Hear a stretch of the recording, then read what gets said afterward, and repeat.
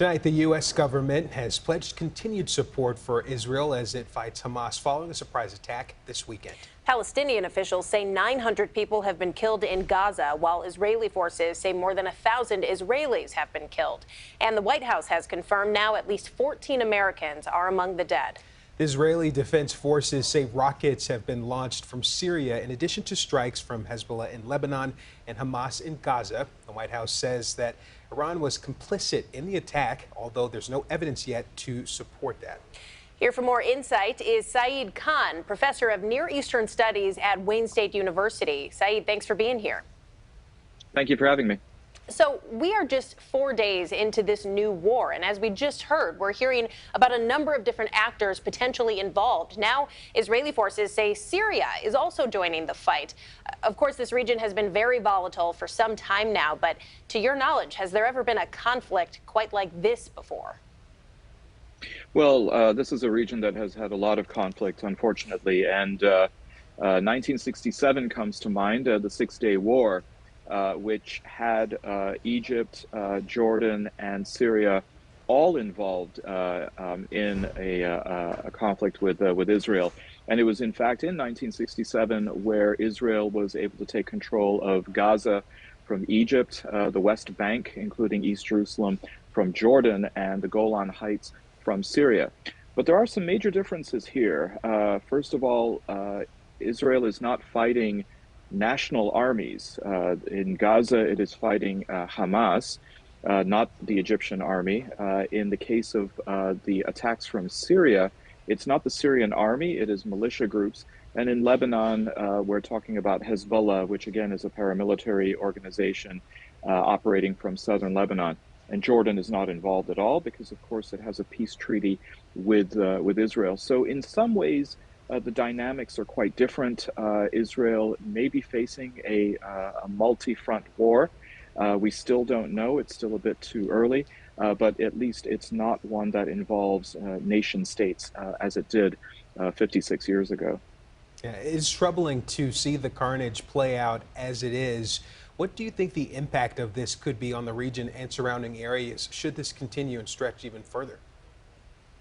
Well, on the one hand, the region is no stranger to quite a bit of violence and conflict, unfortunately.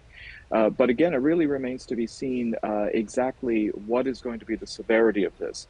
As it extends, and there is every likelihood that this conflict will drag on and will not be completed sooner rather than later, we're going to find that there's the danger that this may have a spillover. And what we're seeing now is nobody is really interested in having that kind of an expansion. It's one of the reasons why the United States has deployed its naval battle group in the Mediterranean closer to the Israeli coastline.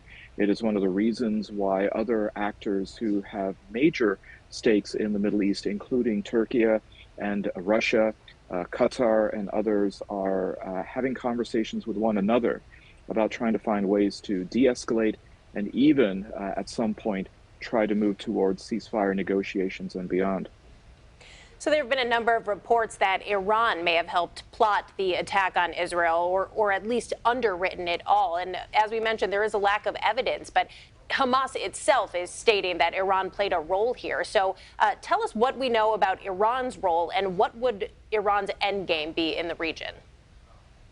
Well, Iran has been a supporter of organizations like Hamas, Hezbollah, and other militia groups, either operating within their own countries and dealing with domestic issues and conflicts there, or also when it comes to their posture regarding Israel as a form of a proxy war.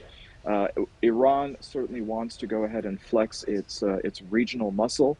It has a long-standing antagonistic relationship with Israel, dating at least the last 44 years. It wants to apparently show that it has influence in the region. It has been supplying weapons and other resources, and it's very difficult for those supply lines to necessarily be severed, despite all the efforts that Israel has attempted. Now, as you rightly said, there is evidence of some level of complicity.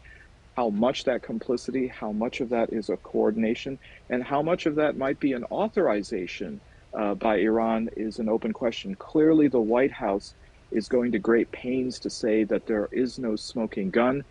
Part of that may simply be because of a lack of clear evidence, but part of it is also because the United States does not want to get dragged into yet another conflict in the Middle East. All right, Professor Saeed Khan, thanks so much for your insight today. We appreciate it. Thank you.